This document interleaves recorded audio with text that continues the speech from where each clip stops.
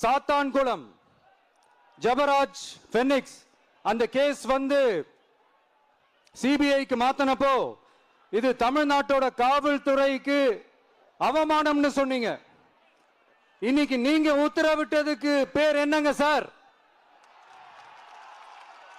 அதேதானே அன்னைக்கு நீங்க சொன்னதும் இன்னைக்கு நடக்கிறதும் அதேதானே? அதே சிபிஐ தானே?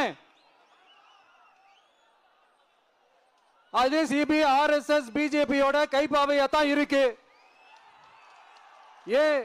ஏன் நீங்க அங்க போய் ஒளிஞ்சுக்கிறீங்க? ஏன்னா தமிழக வெற்றி கழகம் டிவிகே சார்பா நீதிமன்றத்தோட நேரடி கண்காணிப்புல ஒரு சிறப்பு புலனாய்வு குழு விசாரணை அமைக்கணும்னு ரொம்ப ஸ்ட்ராங்கா கேட்டிருக்கோம். அதனால அந்த பயத்துல நீங்க ஒன்றியத்தோட ஆட்சிக்கு பின்னாடி நீங்க போய் ஒளிஞ்சுக்கிறதுக்கு காரணம்.